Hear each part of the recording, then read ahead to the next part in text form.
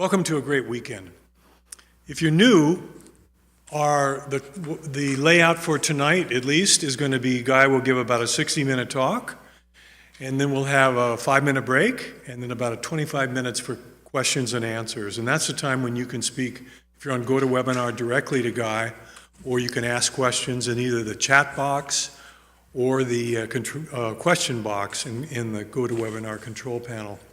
If you're here, many of you know, you can come up during that time as well, ask a question or share some impressions.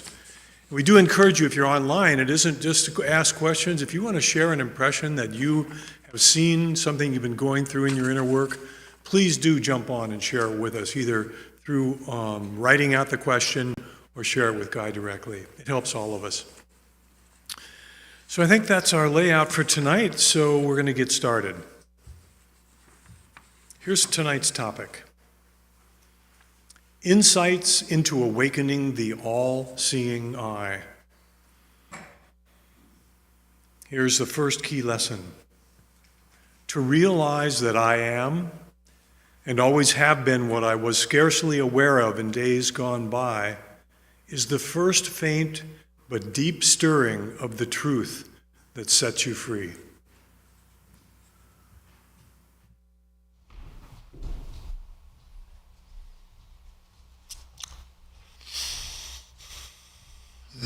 Good evening, good morning, good afternoon, wherever you are, whatever time it is that you are joining us.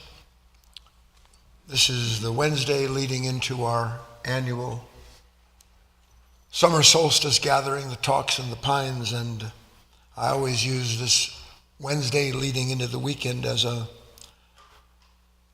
kind of opening, an introduction, if you will, into what I intend to cover over the subsequent 3 or 4 talks that follow.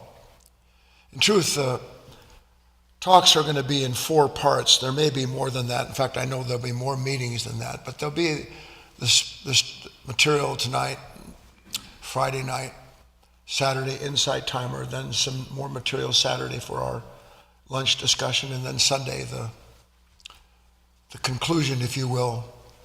At which point, and the reason I'm taking the time to spell all of this out, I will give you an exercise that is the consummation of the content you're going to hear. There'll be little exercises along the way, but the point of this material is to bring you into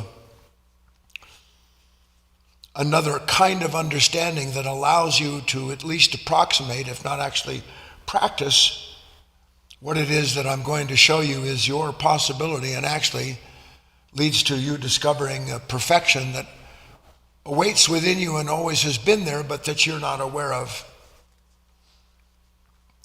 So that key lesson basically said that one can realize that I am, and I'm asking if you have seen that all the things that I've been unaware of in my life, one day there comes a moment where I kind of see I've been unaware of this. And in that moment, that new awareness doesn't immediately negate who and what I've been, but it does point out that all along there was something living inside of me that could see what I couldn't see, which is a very important point. It's not like it wasn't there. I was absent somehow. So for a split second in moments like that, I have a sense of the whole of myself.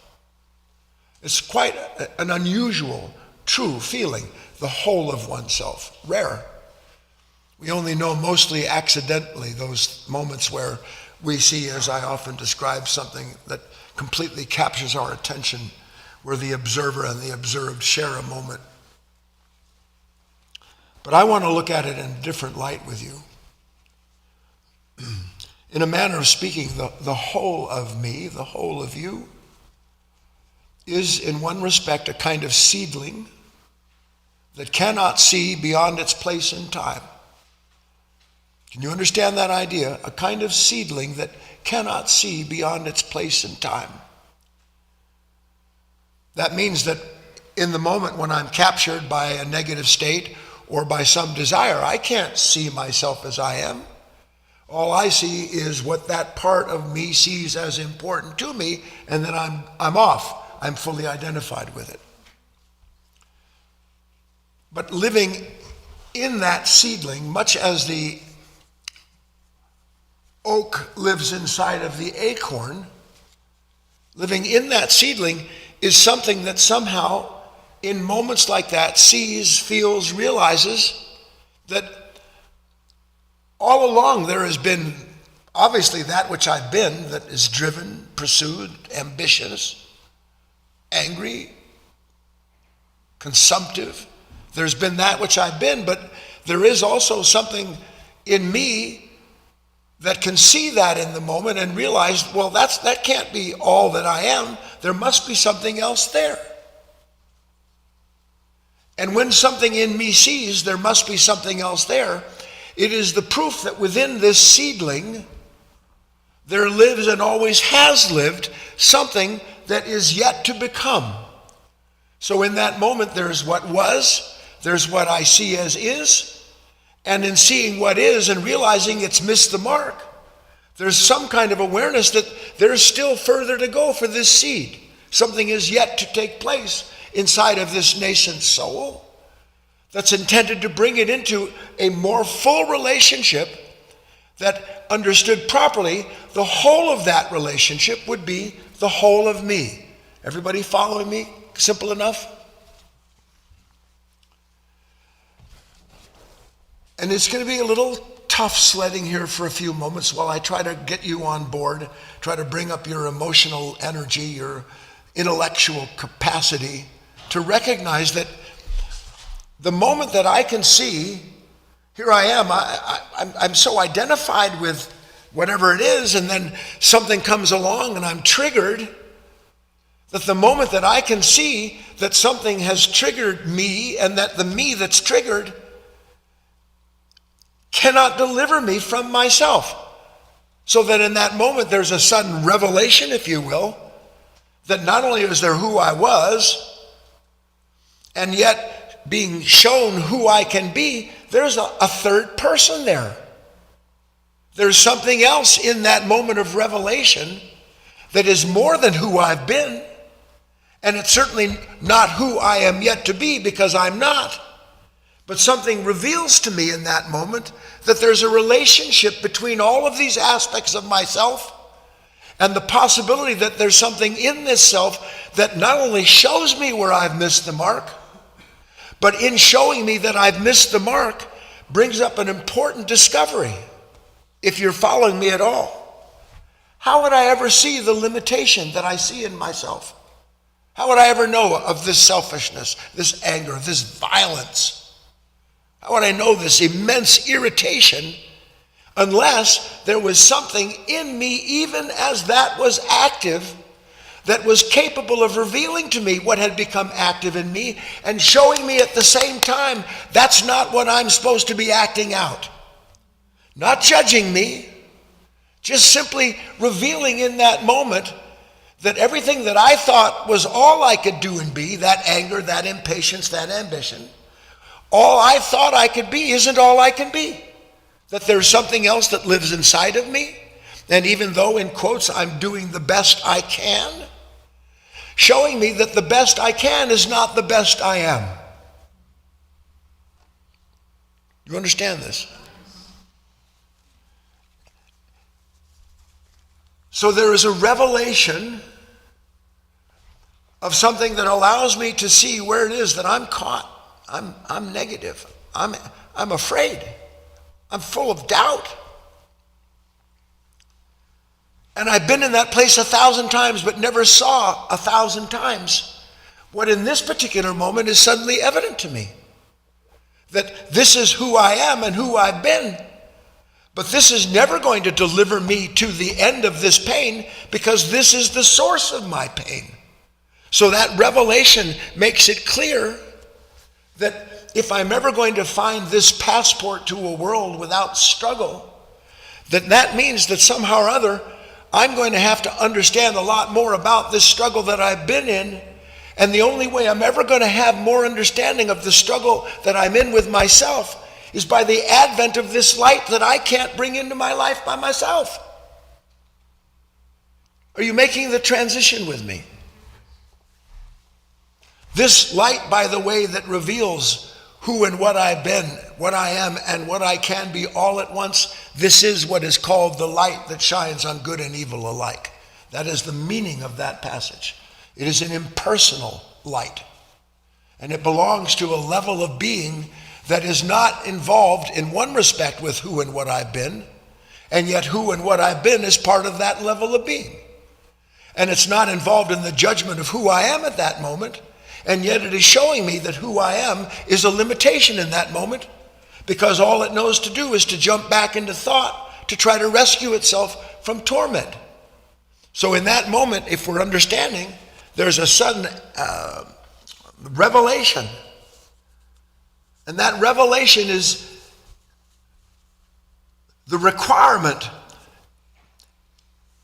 that must eventually be a consistent discovery on your part. And in order to make in order to make you interested in that continual development, something has to transpire that you of yourself can invite, but that you as yourself are unable as of yet to bring about. Transition 1. How many times have you thought to yourself to quote and almost sing Kenny Loggins? This is it. Make no mistake where you are. This is it. I won. This is it. I hit the golf shot of my dreams. This is it. I got some dough. This is it. I made a plan. I'm headed to high. I'm moving on up. Bringing everything in, aren't I? This is it. A new partner. Oh, thank God. This is it. My partner's a pizza, but I can't be that choosy. Happens, doesn't it? How many times in your life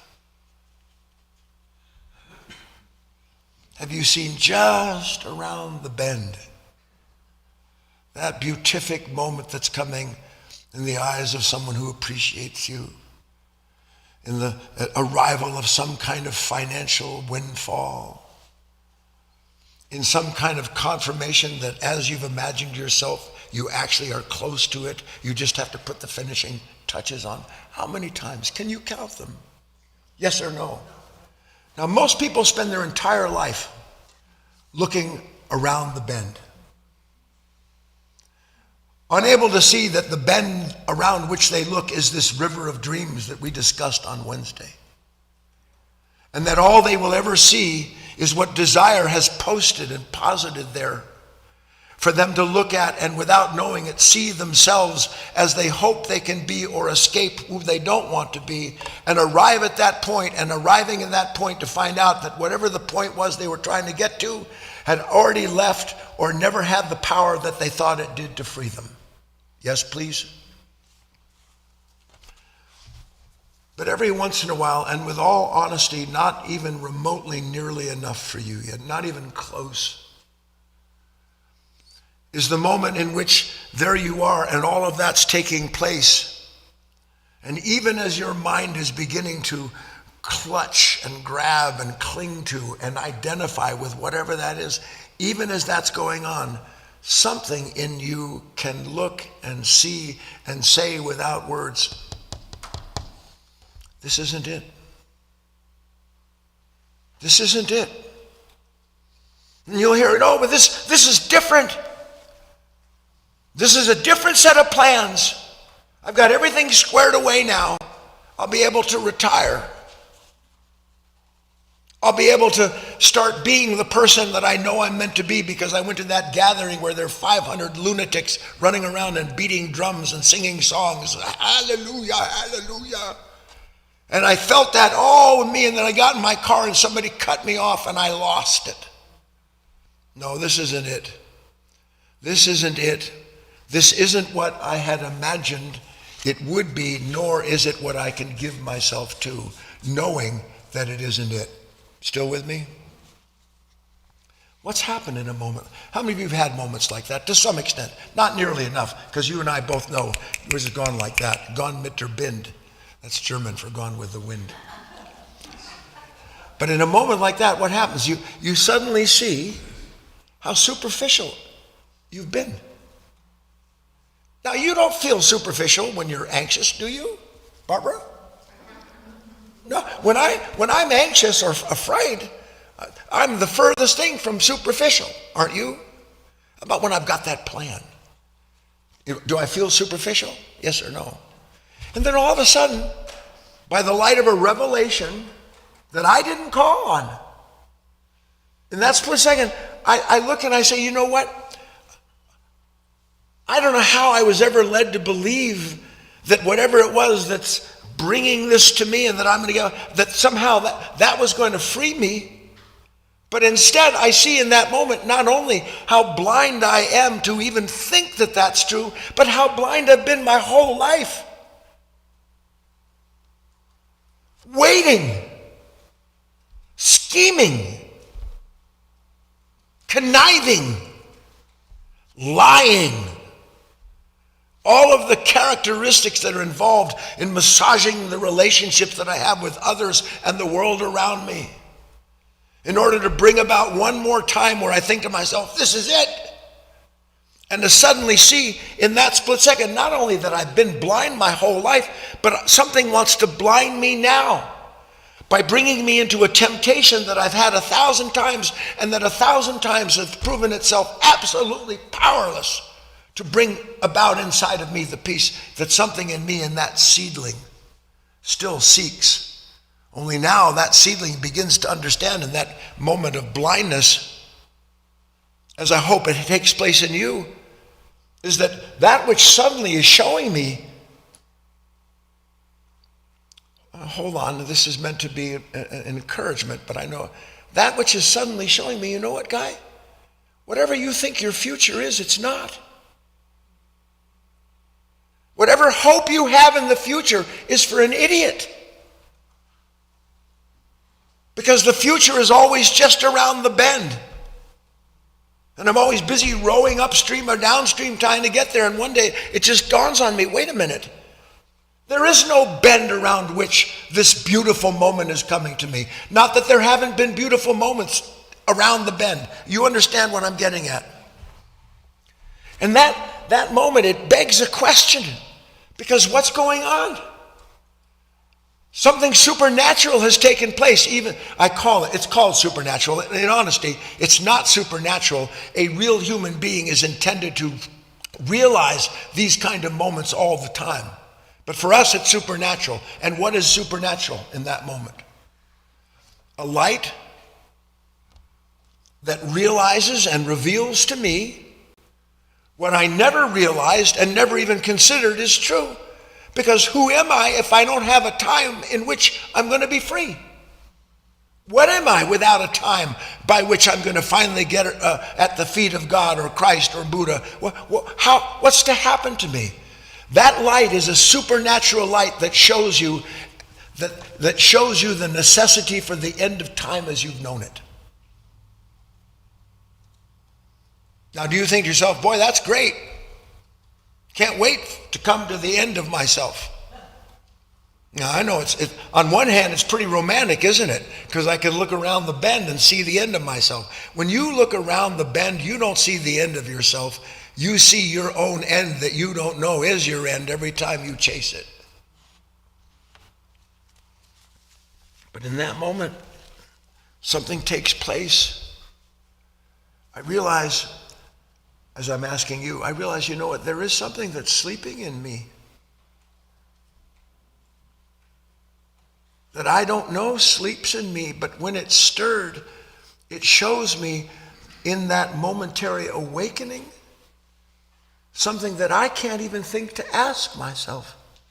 Because for the most part, I'm never there seeing the need as it's required and realized in that split second, in that revelation by a light that dawns inside of me that I can't bring to myself.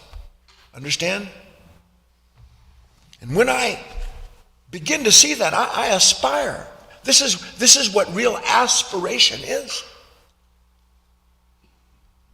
It rescued me. I was about to go do this, buy that, go there. I was about to get whatever it was that I was about to get. And that light suddenly, you know what? Maybe just let's hold a second. Just back off. Maybe I shouldn't say that to somebody. And in the moment that I realize I've been doing and saying and acting out all this time, in that split second, suddenly, because that light postpones the action, suddenly in the postponed action, there's a kind of friction that was never there before. And in that friction, a revelation that the best thing in the world is for me not to go and do and say and be what I thought I have to do, say, and be to get around the bend. The best thing is to sit right here at this river and watch it.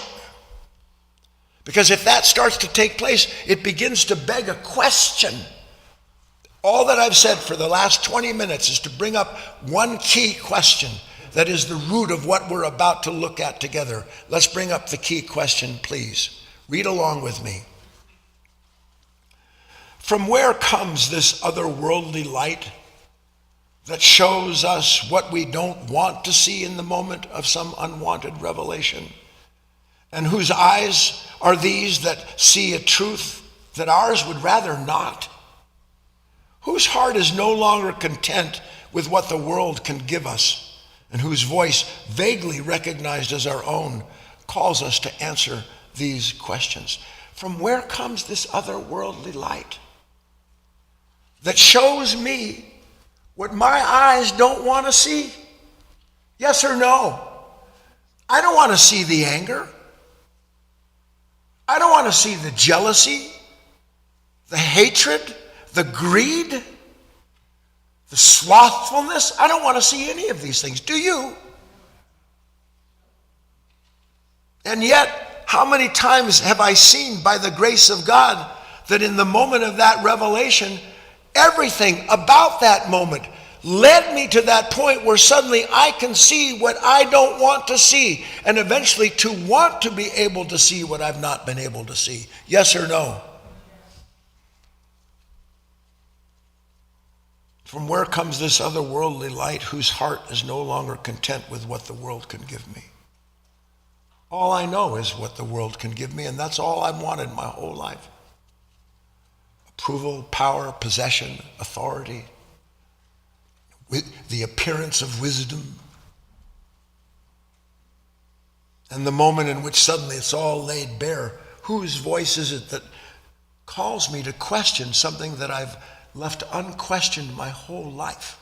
You following me? You understand the key question here? If this question is of interest to you, and I hope that it is, its appearance begs, or I should say it reveals, two distinct levels of consciousness and a clear contrast between the two. What are the two levels of consciousness that this question reveals? Anybody want to just throw it out quickly? Anybody got it that quick? That's fine. Some of this exposition is required. I'm going to go to some lengths to simplify what I'm saying to you now.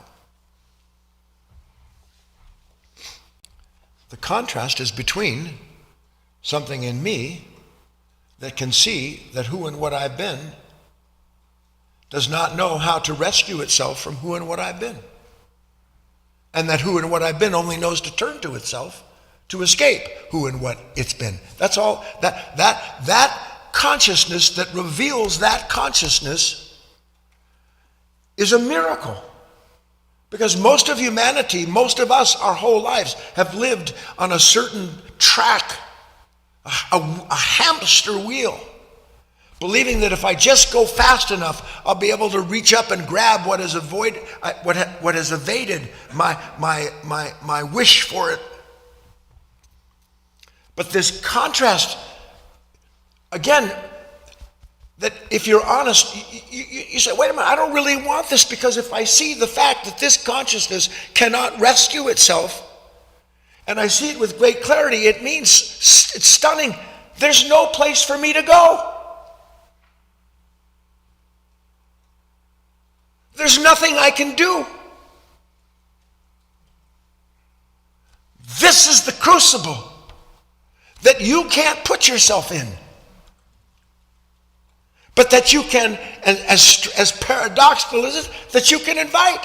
So who wants to invite a crucible where I see that there's no point in trying to get to something in time, when my whole life is about running through time to get what time holds for me, and there's nothing there? Sweet God, what's happening?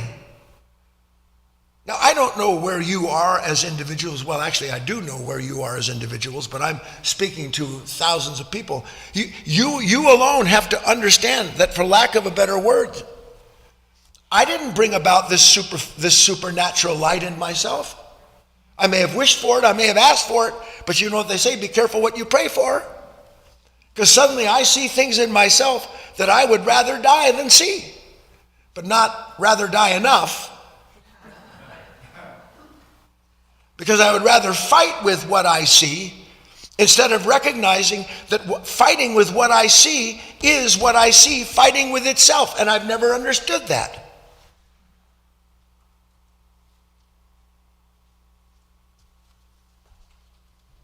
What am I to do?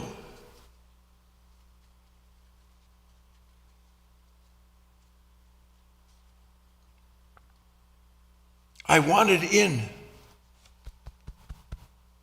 But going in, now I see there's no way out.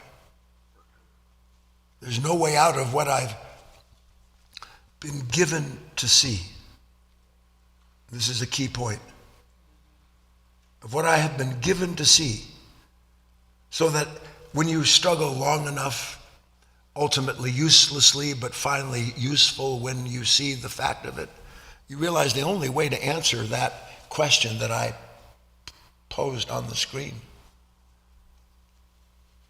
is to allow the powers that brought that question to me to answer it. I didn't bring that question to myself. What am I to do with myself? I can't rescue myself. The gods I've imagined are as powerless as the part of me that imagined them. Everything that I've held and cherished as true and necessary in order for my security are dissolving with my body. They're disappearing every single day, like so much water down the river, and I can't do one thing to stop the flow. Not one thing can I do. I can go buy drugs, and I can buy treatments, and I can do endless things. I can distract myself all day long, and I'm a master at it, but one day the whole point becomes so inescapable that I'm left recognizing I can't save myself. And I don't know what else to do but to keep trying to do that. Talking to myself, talking to others, justifying myself, reading more books, looking for more explanations, anything and everything to get over the fact that I can't get over what I see in myself, regardless what I give myself, according to the edict of that self now seen. Still with me, everybody?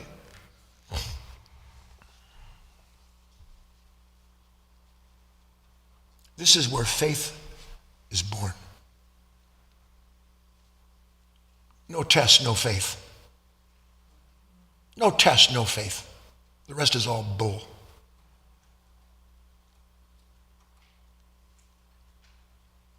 I don't know how I got here. I know I asked at some point, but now that I've gotten here, I don't know if I really like it. I don't know where to go. I don't know who to be. Everything seems pretty empty. And it's not just empty. That would be fine if it was just empty, but it's filled with rage. It's filled with anger, filled with anxiety, filled with regrets, the things that I could and shouldn't have done, and all the rest of that. What's to happen to me? And in that split second, though we do not see it, that light that is showing us and brought us to that point is, as I said at the start, it's not just about who and what I've been, but it's about something that is showing me that who and what I've been cannot bring itself into this place that I've been called to enter into by seeing that I've got to leave behind what I've been. Somehow I have to leave myself behind. I have to pick up the cross. I thought that was great when it was studded with jewels and people helping me and fanning me as I walked along and offering me cold drinks like they do in those marathons. Suddenly I find myself alone. I can't even tell anybody about what's going on inside of me. And I know there's no point in talking to myself about what's going on inside of me. What is going on? Understand? That's what we're going to look at. Take a nice deep breath. Transition time.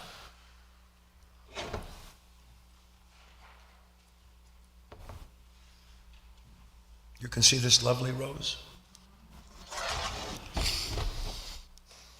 And I trust that you can see I'm holding up a mirror and that there is the rose in the mirror. Right?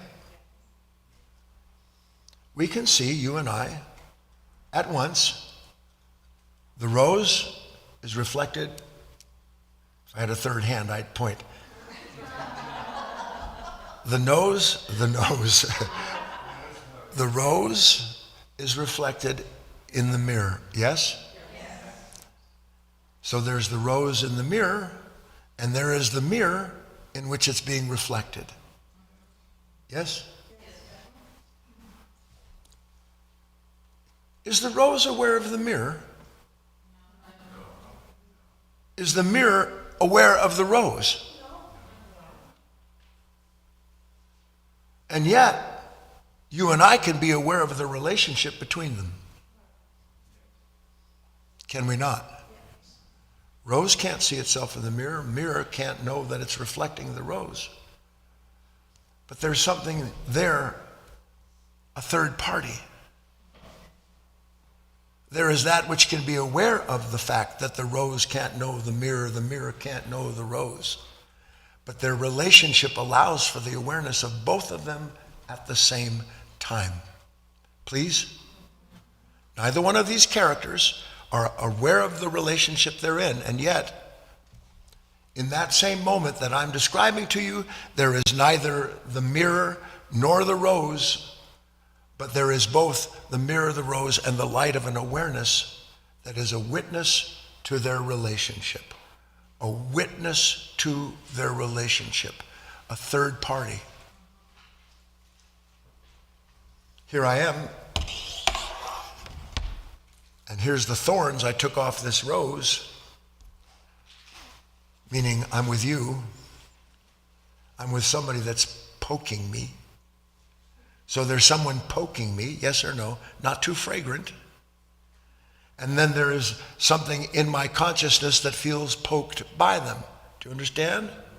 Now, that which is poking me, is it aware of the fact that it's poking me? Or is it just there being what it is and can't help be? And that which is reflected in my consciousness, which is the experience of it poking me, is it conscious of the fact that what it's experiencing, if you use these words, is that in that moment there is a relationship between what is poking me and the part of me that's poked? Or is there just me looking out and there's just you poking, and then there's just me who shouldn't be poked, and then there's me who's going to pop into some new financial something or other where I want to be poked by people like you, and then there's you who hate me because I managed to escape being poked by you. You understand this dichotomy that I'm describing?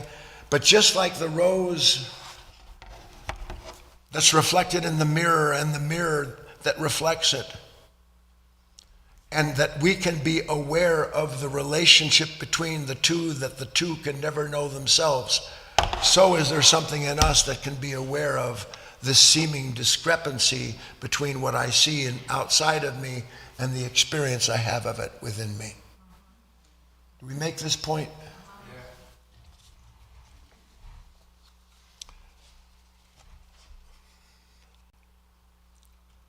This witness to the relationship of the opposites.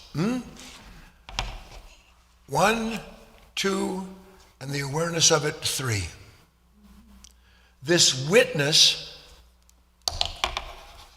to these opposites that know not themselves, but a witness that knows both of them at the same time, we've called and spoken of before as being the observer. But now we're going to call it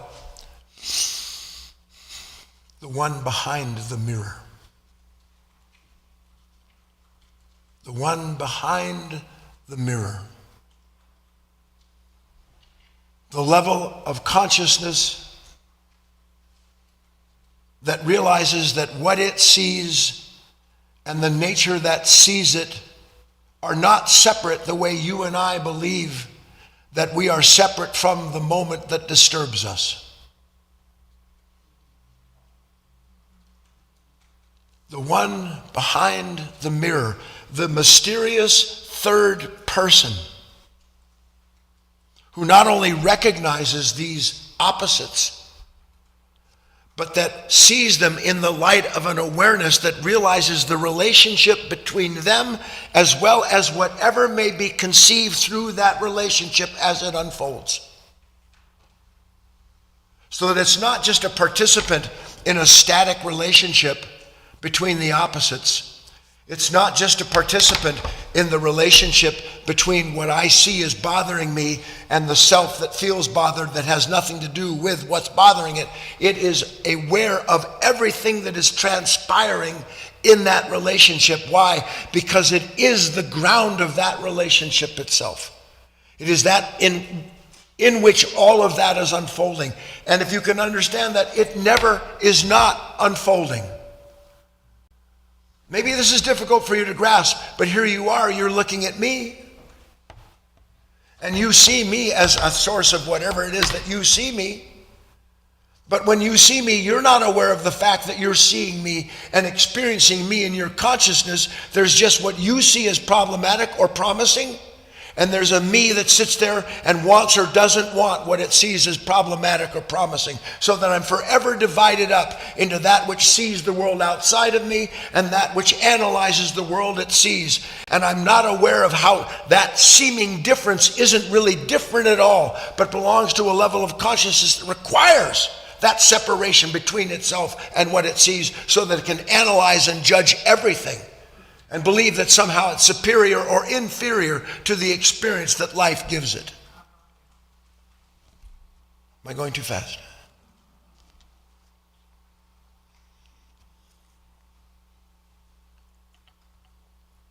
Bring up the second key lesson, please.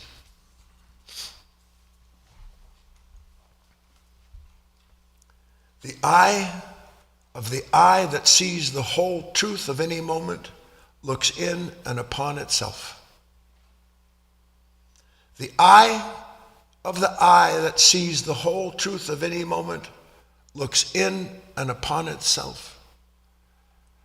Imagine for a moment, and one day you won't have to imagine it, that wherever you are, whoever you're talking to, whatever's going on around you, that you realize in that moment you are looking in and upon yourself. Not just the conditions, but the experience of the consciousness, wanted or not. And that the whole of that relationship is unfolding within your true nature, who you really are. And that's all it has ever been and ever done. But it's taken all these years to even begin to suspect that this moment in which this mysterious third person appears, this moment in which I see something, I'm the first, sometimes you see stuff, you go, thank God, that's great. I had an epiphany. I love epiphanies. But the epiphany is usually on the relief side, isn't it? Not on the side of that which wants to be released from that moment at all costs. Would that this cup could pass from my lips.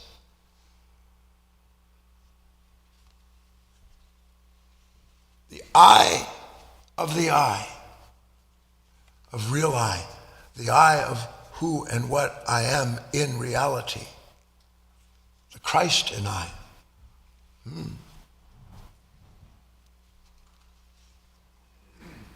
Have you not heard that scripture Are not 2 sparrows sold for a penny? Yet not one of them will fall to the ground outside your Father's care. And even the very hairs on your head are all numbered. I hope you're keeping count. So don't be afraid. Are you not worth more than many sparrows? You've heard that, haven't you? I'm describing to you in this talk as best I can that all of this refers to an order of awareness that is not bound by time and space. It speaks to the invisible existence of another order, a divine level of being that you are in without knowing it at all times, that is an intersection of impersonal creative forces that are always earthly, planetarily, celestially, overseeing everything that unfolds within it all at once.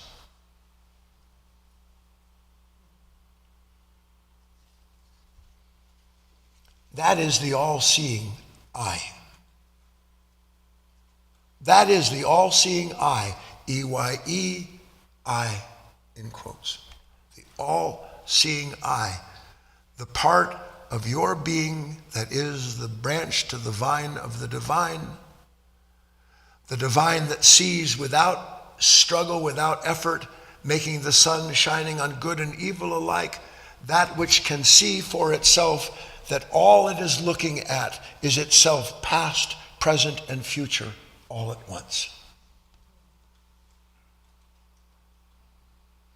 It looks at who and what you have been, meaning through your eyes you suddenly see by a light that you didn't give yourself. Do you not see yourself through a set of eyes that if you could, you would close your eyes and often do when that moment comes? Yes or no? Jesus, I'm that violent? There's that much hatred in me? I can turn into a maniac because somebody says one thing or doesn't do something? Are you kidding me? And in the moment of that revelation, it is summarily usually shut down, isn't it?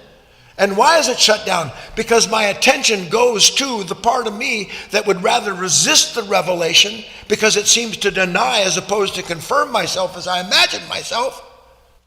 And yet, thank God, it never stops opening its eyes, my eyes, so that I can see one day how futile it has been to hide from myself what I'm being given to see about myself. How futile it is to hide my greed from myself.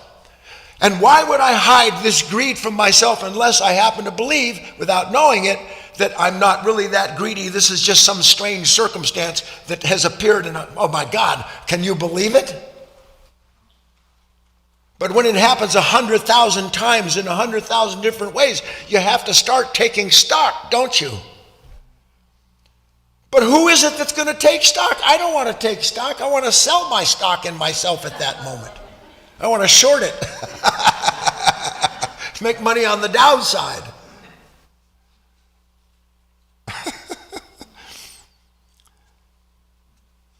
A continuously order of consciousness that sees the play of the opposites in a single revelation.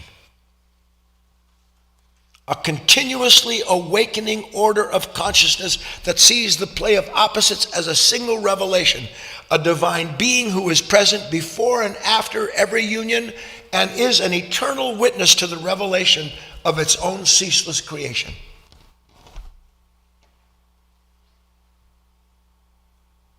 Now, hear that? It sounds pretty good, doesn't it?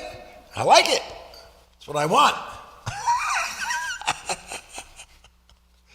Because if I could just get my little mitts wrapped around that kind of mind, I wouldn't suffer the way I do. And then immediately you're subject to one more time identifying with something that the more you identify with it, the more you will suffer from that desire. Do you see it?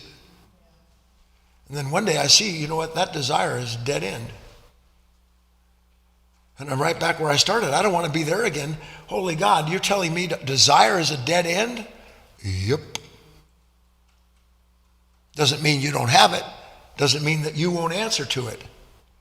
But increasingly, as you begin to understand what I'm describing to you, you'll start to realize the hope, in quotes, that I have is not in things seen. It's in the seer.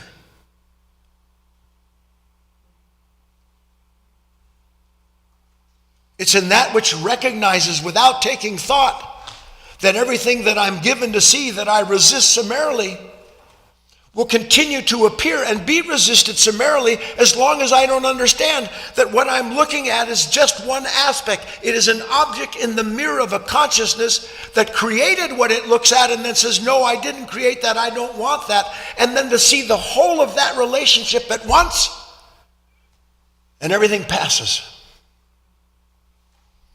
And I pass with it because I have been given a relationship with an I, a real I, that never passes, that's always there as the witness, this all-seeing I.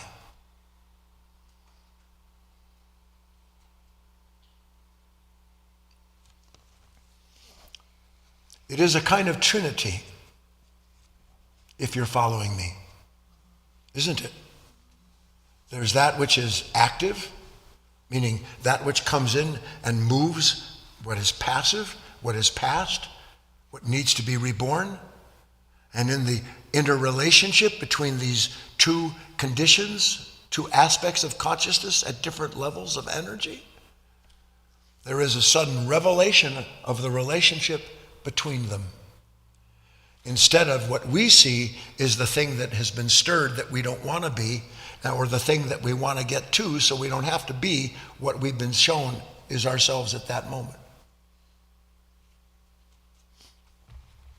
I made a little poem to summarize this talk, a tiny poem, very tiny, it's 3 words, but I'll explain it to you. And it's not really an exercise. All of this is leading up to what we will discuss on Sunday and look at through the eyes of all that we have not just listened to leading up to that moment to come. I wish I could help you see that that moment has already come. The little poem is, I see thee. I see thee. What is I? This moment I'm aware of myself. See what? I see you. I see you. The I that sees you can see that I and you are not separate, but a single relationship. And that single relationship, in the awareness of it, is thee. It's that which doesn't judge what it sees or itself for how it responds to what it sees. It is that which understands in that moment that it is always participating in a relationship between what seems to be the opposites that aren't really opposites at all, but both a manifestation of a level of consciousness that can only reveal itself in these opposites, but that knows the opposites it reveals are secretly the singularity of itself. Can you follow this? There's what I see, I'm aware of myself. Do it right now. Remember, come awake. You can be present to yourself, can't you? And as you're present to yourself, can you see, as you're aware of yourself, can you see me? I see you as I'm aware of myself, yes or no? Can you see it without thought? Because if you can see it without thought, you understand this is just something that is unfolding in space and time, that as it's unfolding is bringing into that relationship a third party that knows that it is at the same time what it sees and the experience of it. And that to try to judge the experience of it would be judging itself, wouldn't it? Wouldn't it? And then you realize I can't I can't judge anymore. Did you notice I was whining? I can't judge anymore. I judge everything. Don't you? The guy in the street, the guy in the car, the supermarket cashier. I'm a walking judge. And why? Because it delivers such a powerful sense of myself by looking at what I see is outside of myself and believing the experience of judging it proves the quality that's being judged. When in truth I judge nothing but myself ever. That's all I can judge is myself. And one day when I'm finally tired of judging everything and the bitterness of that endless judgment, one day I see no wonder it's so bitter. I'm looking at a world that I believe is outside of me, but what I'm experiencing is the world inside of me, and they've always been a singularity. And now I understand why judge not that you be not judged. Now I understand what it means the sun shines on good and evil alike. Of course it does.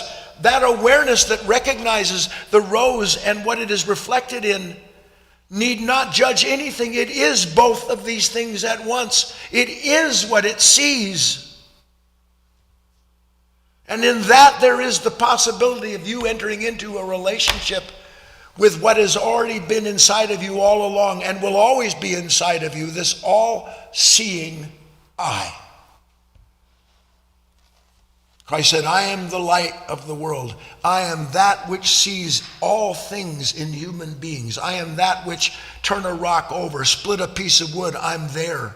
All of this is the same description of a relationship that you and I are intended to be a participant in, instead of apart from it, believing that our particular view of something proves and confirms us as we've imagined ourselves to be. One day you'll be so sick and tired of imagining yourself that the last thing that you're going to want to do is have a future, a time when that person won't be. How many of you can bear this thought? One day I won't be able to imagine not being bothered by you. When you resist somebody, doesn't it prove to you there's an alternative to that moment? What happens when you see there's no alternative to your experience in the moment, save for recognizing that your wish that that experience wasn't there, that can disappear into the light that shows you how these opposites are secretly together. Then you enter into a living trinity of which you are already a part and given so at birth. Let's take a break. We'll come back and have our dialogue.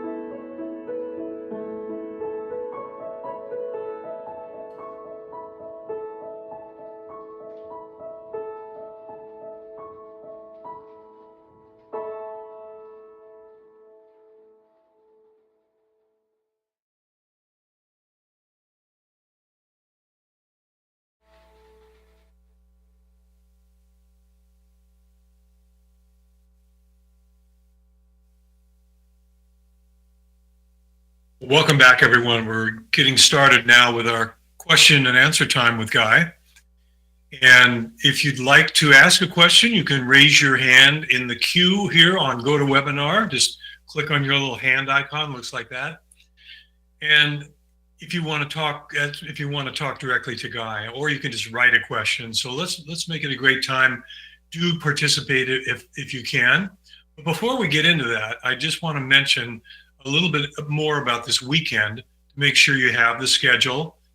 That obviously it's starting tonight, kind of the preamble to the constitution of the weekend. And then Friday night is going to be at 7 p.m.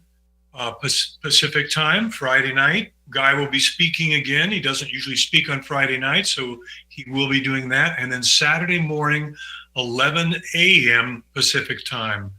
So all of these times have been emailed to you, so you can find out more about that, or you can write them down now. And then, of course, we end, as Guy was saying, on Sunday at 9:30. And it will include our Insight Timer talk Saturday morning as well. And if you cannot make any of these classes, they're all free if you can come live. But if you can't make any of them, you can buy the package for $24.95. And it's a great way to help the foundation, a great way to help have yourself. You can have these talks and go over them as many times as you wish.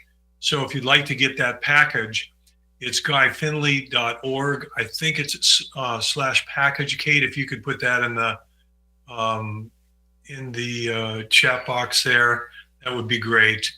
And you can read all about what it includes, and there's a lot there. MP3s, videos, this intro talk, all of that. This is that time of year where there always is, and I've been coming to these for 25 years, there's always a special energy. And so do come live if you can, and do help us if you do want to buy the replay package, you can do that as well. But be with us. Our next class again is Friday night. Thank you, Kate, for putting it in there, guyfinley.org/package. All right. We are ready to go. We have a little extra time, which is great. We have several written questions. Let me get those up here. Guy, do you have anything more to add before we get started? I would just like to bring up the third and final key lesson, which is a kind of grand summary, if I can have that come up. And we'll look at it for a moment, and then we'll go on. It reads, awareness is the single eye of consciousness in the timeless act of realizing itself as a witness to the ceaseless revelation of itself. Awareness is the single eye of a consciousness in the timeless act of realizing itself as a witness to the ceaseless revelation of itself. I don't know if you can, or how much of you is awake enough to grasp that. But I'll briefly explain it, and I'll evidence it, and then you can see whether or not something is moved in you by it. Can you see the distinction? You can't be in a river and be thinking about it at the same time. Now I get it, you can be in a river, you float down a river, you're in it, but you're not in it. You're thinking about the experience of it. Your thoughts about the experience of something is not the thing you're thinking about. You cannot be in a river and be thinking about it. You are either in the river or you are not in the river. You are either in this awareness that I'm speaking about or you're not. This awareness is what happens when you are aware at once of what you see and the seer at the same time. That's what awareness is. Real awareness is I see what I see, and there is that which is experiencing what it sees, and the relationship between the two of them is the river in which everything changes and nothing changes at the same time.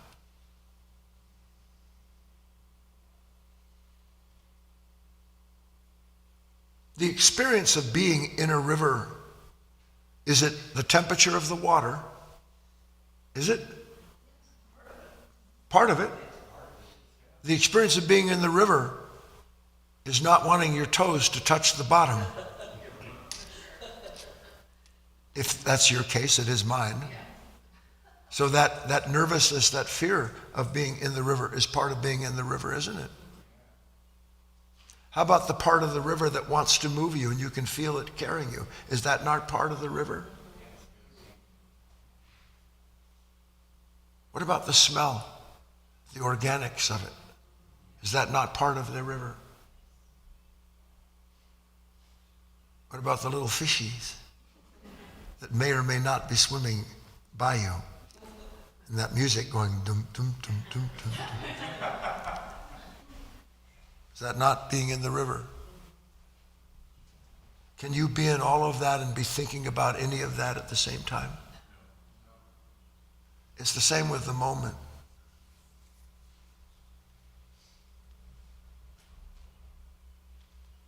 So many times I think to myself when I get ready to give a talk, like for instance the talk that I gave you tonight, the one behind the mirror.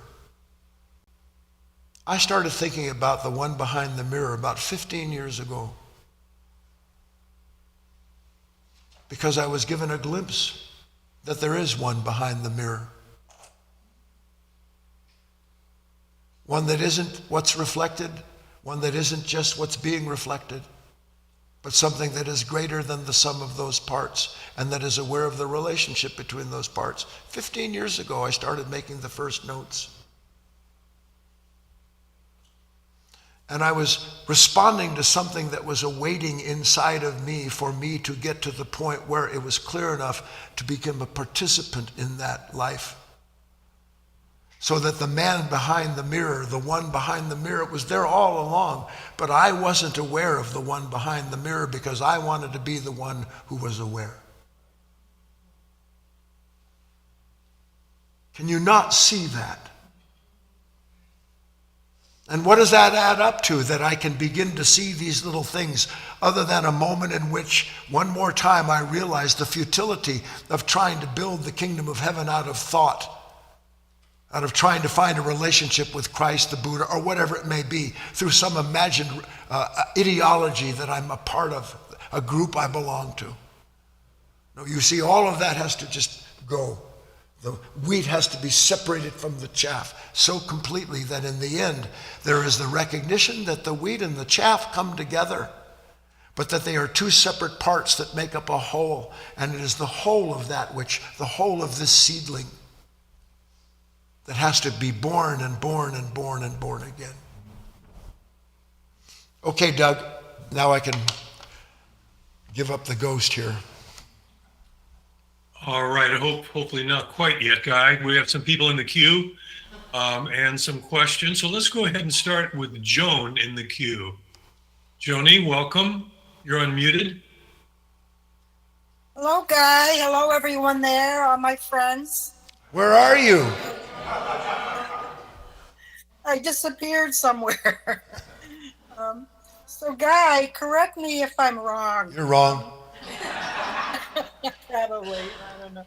So, I love this talk, and as you were talking, starting with the, the seedling in me and, the branch and the vine and just everything, and, how we're not separate from the divine. And when you were had the rose up with the reflection in the mirror, and I kind of thought of something when you were showing that, and you just talked about awareness and that, and you said that the mirror is the third, and that got me to thinking that you were talking about the Holy Spirit. Does the Holy Spirit connect us and bring us together with the divine? That's what I'm thinking. I mean, everything you talked about I think, has to do with, the Father, Son, and the Holy Spirit. Yes, Joan, you can use those words. I didn't say the mirror is the third.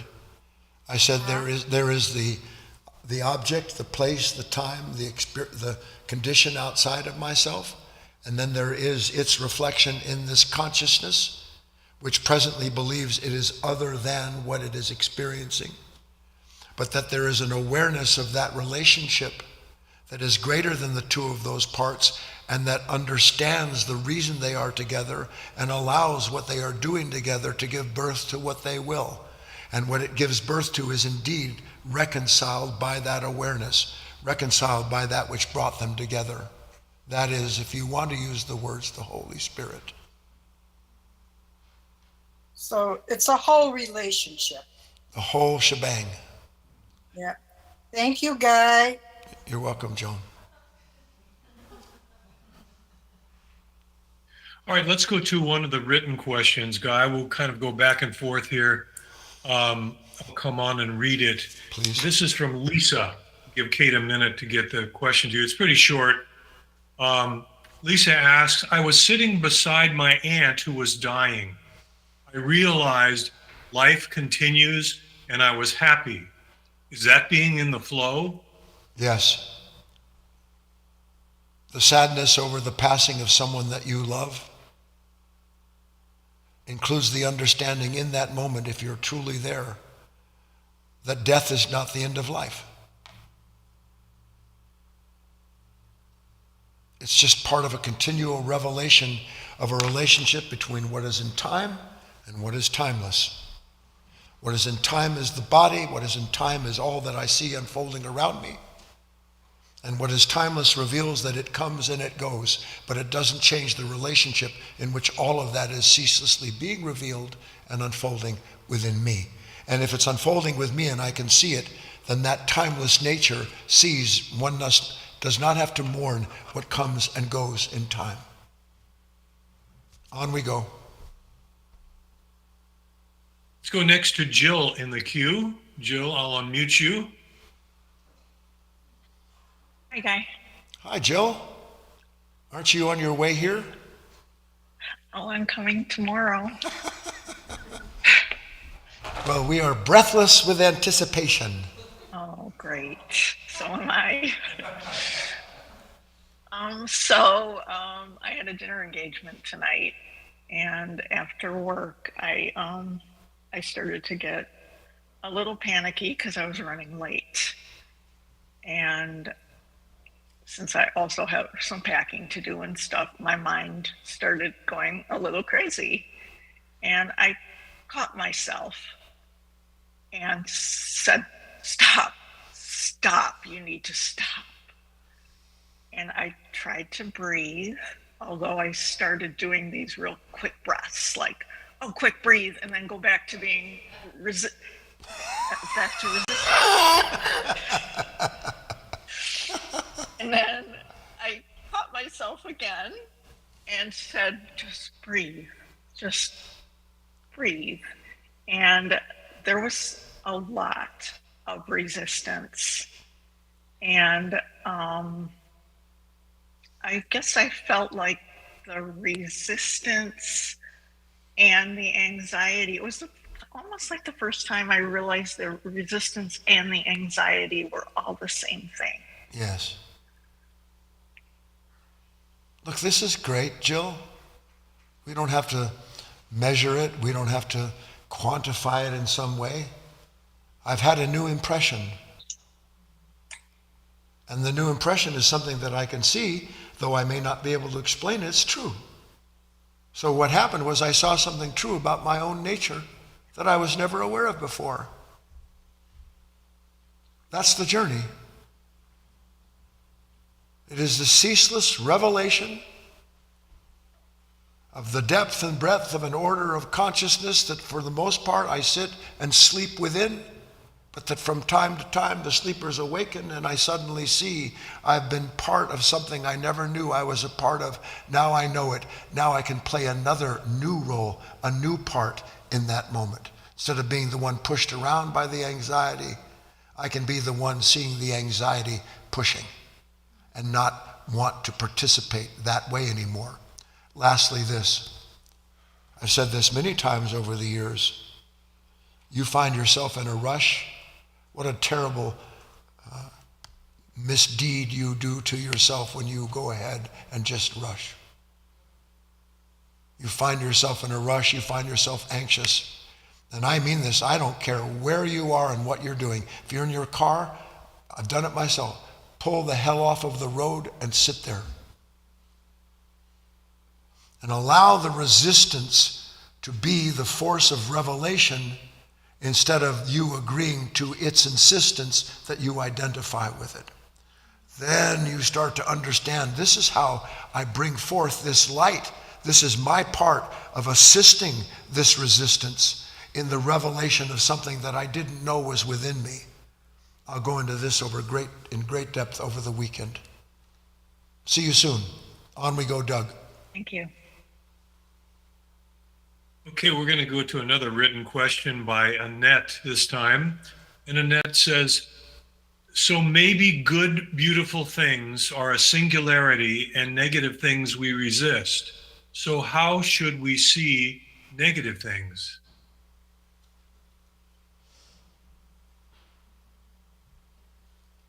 How should I see negative things?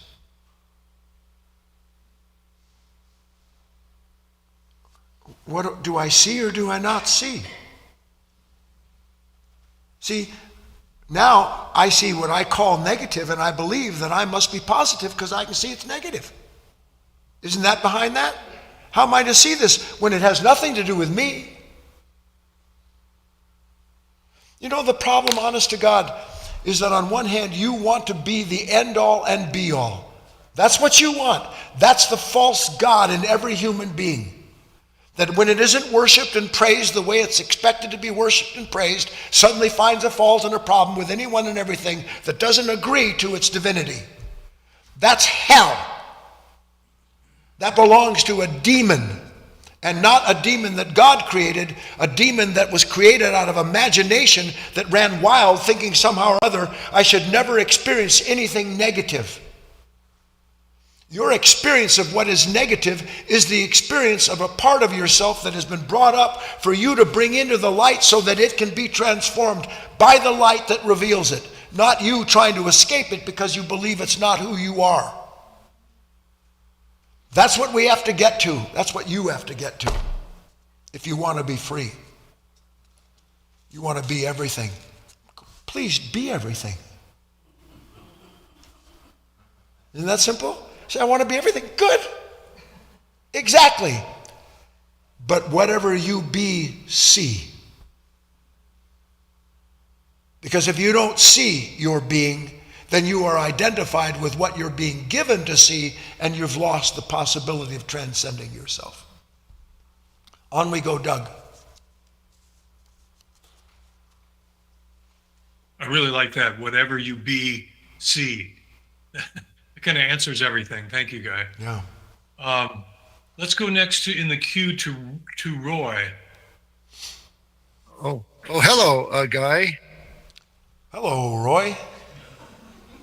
You know, whatever you be, see, that kind of is a good lead in to what I was about to say. And it's this, that when I was younger, before I did any work at all, I used to get mad at things and people, and it felt so natural. It didn't have much of an effect on my body at all, or at least it didn't seem like it.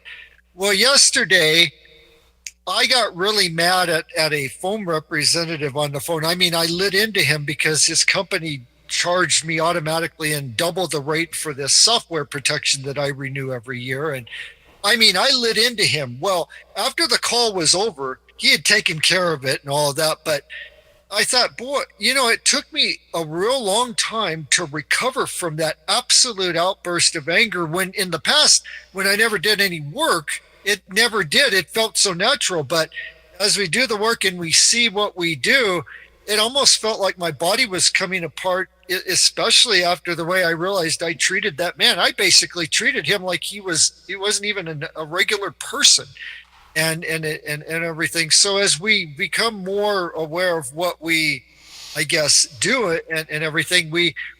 Even our body, we can even feel it in our body if we really go off kilter. So yeah, thanks. Okay, Roy. So, Roy, I don't know if you were tuned into the talk in time, but I just spent an hour covering that. Sweet God, I had no idea that I could be so cruel. That I cared so little for anything other than I get the satisfaction I want when I want it in the way I want it. And if I don't get it, there's going to be hell to pay, man, and you're going to pay it. And as a rule, I've always believed I had every right. I have the right to be like that because, and he even went through it. He even went through the iteration of the justification of his anger. One day, by some strange miracle, a light reveals to me, you know what? I don't care what they did. I've just killed myself. I've just been the instrument of hell itself. And I never knew it because I always listened to everything tell me why I have the right to be like that. And you can be like that all you want.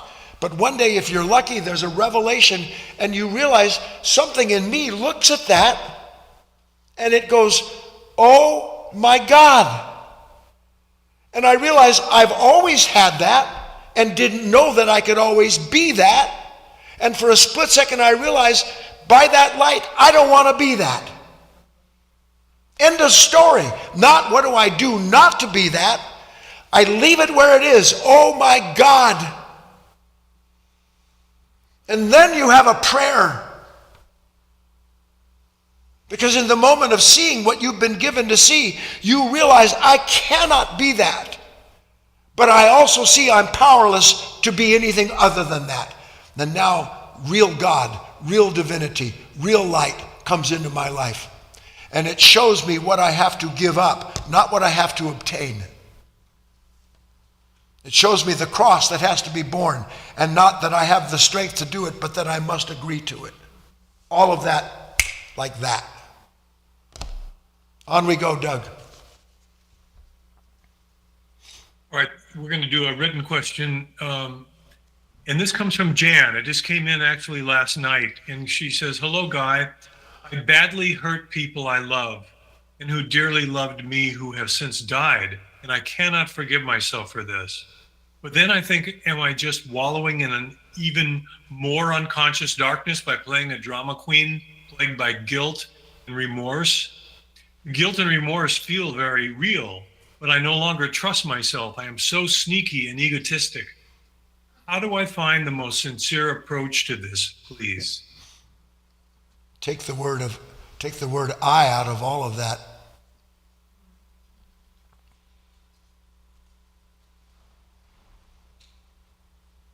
See, inherent in this level of consciousness is the illusion that what I despise in myself proves that there's something divine in me.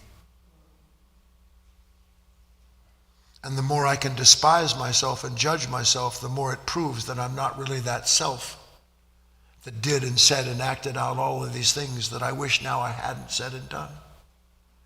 And in that very sneaky way, that dark substance of memory, of thought, it continues itself and continues and breeds itself, bringing up over and over again this fervent wish that I hadn't said and done.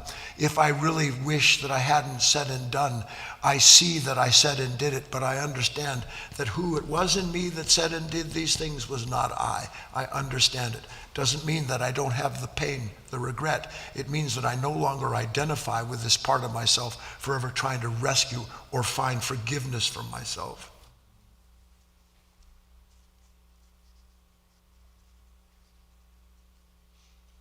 You're already forgiven. But you can't forgive yourself because you don't know who you would be without that pain.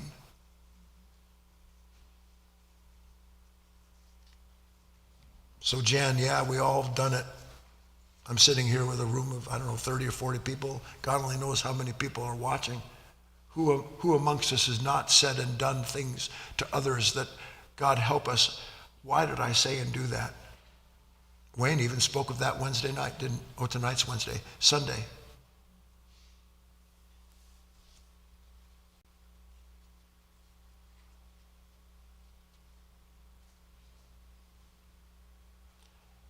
You have to suspect how strange it is that your love of self is such a lashing. And you don't suspect it yet. You have to suspect it. She even said, and that's great, what a good thing. Wallowing in more darkness, played by a drama queen, so I no longer trust myself. Isn't that what we just talked about? What a, oh my God. Where am I? All I know, in fact, when am I going to talk about this? Is it Friday or Saturday? I have only one authority, and God help me, it's me. Stay tuned, on we go. All right, we're going to go next in the queue, but before I do, I just want to invite anybody in the room that you can come up. We have about another 8 or 10 minutes. If you'd like to come up to the microphone in the room, now's the time to do it. In the meantime, we'll go to Namita. Hi, Guy. Hello, Namita. So related to what you were just talking about, like finding yourself in a crucible, I think that's happening to me a lot these days. And I'll give you one example about a situation with my husband. Hope you remember his name. Chaitu. Yes. Hi to Chaitu. So yeah, he he comes and asks me like, okay, what do you think about visiting the family back in India? We'll have some fun. There's a big festival going on, and we'll meet everybody, have fun. But I know that I'm least bit interested in any of these things, and I know not to go anywhere. I cannot say I want this, I cannot want this. I mean, I want this or I don't want this, or I cannot play a victim anymore. So I just stay silent, and then sometimes he just laughs at it, and just the conversation just dies. Yeah. Or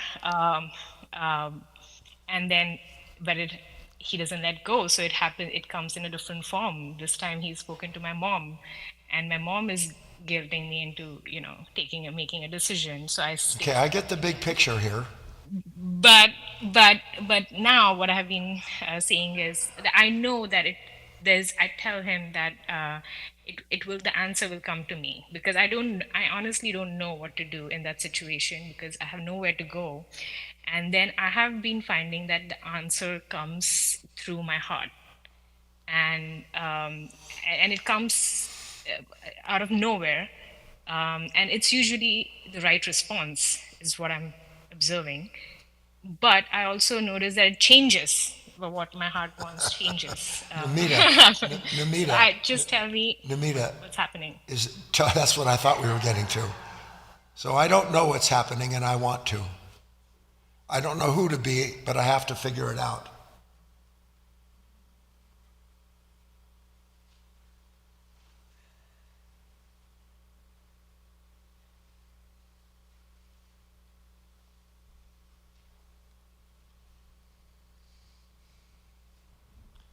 I'm just pausing for a moment to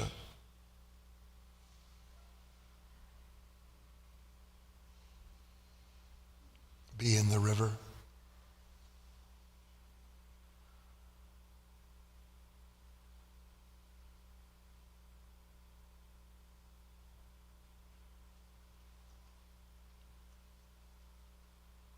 Wouldn't it be sweet if somehow or other we had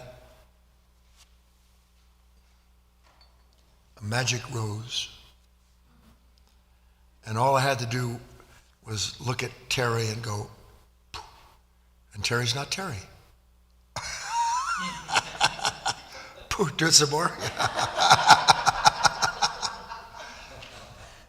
Here I am, and I have a god-awful medical procedure I've got to go through. It's gone. I'm on the other side. Like nothing happened. And I go, I give myself a Shakti pot. And suddenly I know exactly what to do, where to go, who to be. It's a miracle. Except there's one problem with this scenario. Who can tell me what it is? Yeah, there's no such thing.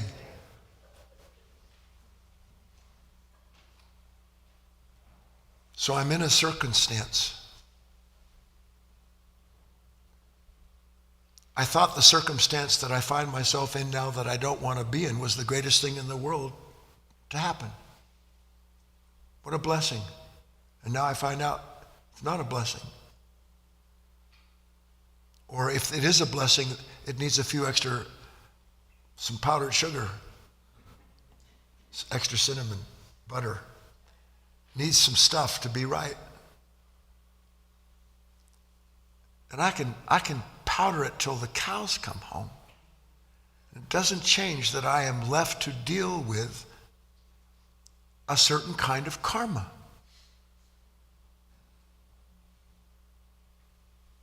Not wanting it doesn't change anything. Imagining how to get it resolved only creates more karma.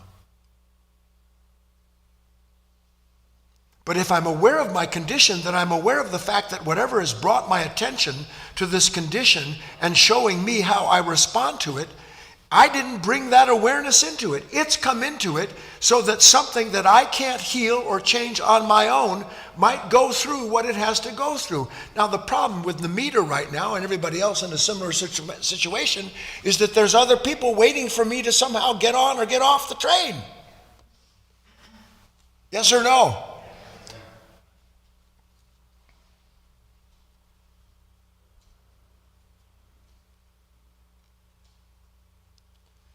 Oh, I hope you can follow this.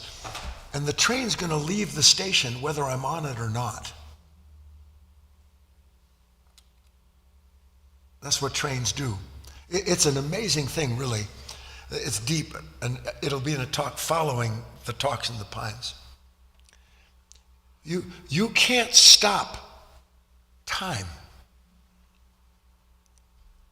We believe that somehow or other that the time that I find myself in where everything's just a little bit off, that I can somehow massage time to get it to be on. And then I can go beyond the time that I'm in. You can't go beyond the time that you're in. You can only experience as fully as you're capable of doing what time has brought to reveal to you through the movement of time, its action on that which is past, yourself, and what it brings up. That's karma. That's action. It's not a judgment of you. And then Namita, and I actually would say to you, you've touched on something fairly important for yourself. Dear husband, dear wife, dear friend, dear world, all I know is that I don't know right now. And if that's not good enough for you, I don't know what else to say, because I'm not going to bend, borrow, or beg a way out of this moment so that somehow or other I get past the uncertainty that I feel and that you're demanding I deal with.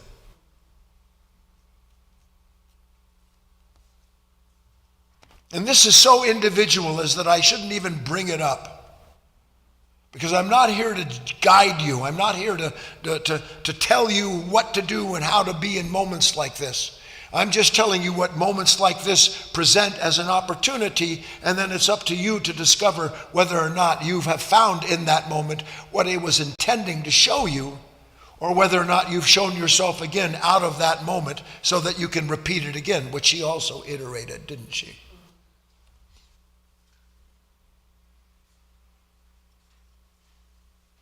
I just want out of this pain. I just want out of this pain.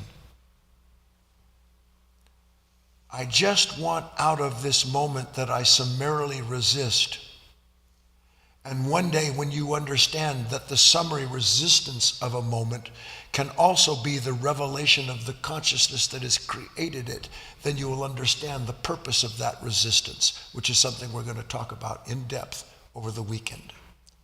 Back to you, Doug. One more maybe, and then we'll hit the road. Yeah, we're at 7:33. We have 3 written questions. No one in the queue. Do you want to take one of the written? We Yes, have time take to the oldest of those written questions, please. Not sure which one is the oldest, but I will. Perhaps Kate does. Let me give you a kind of a concise one. Okay. No, that's okay. Okay. This is a question. This is a question from Norma. And she asks, I mostly understand the responsibility for my negative reactions and also understand that this is a lifelong process. Is being hurt by my partner considered a negative reaction? If so, what is the best way to communicate my hurt to my partner?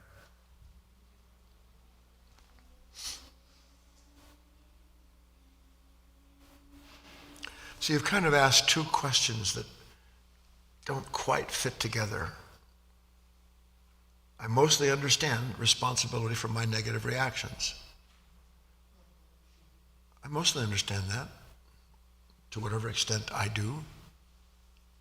That whatever this experience is that's produced by my partner isn't the limitation of my partner, but my reaction is a limitation of my own that I've yet to understand how to transcend.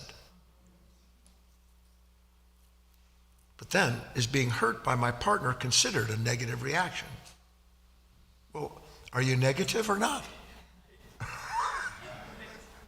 Hell yeah. I want to bury the guy or the gal because they just don't get it. They don't get what I think I get. So what's the best way to communicate my negative reaction, my hurt, to my partner?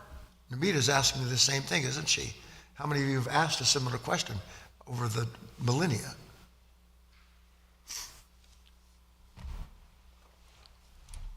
The first thing is, as best you are able to do, is to never speak to your partner when you're negative. Never.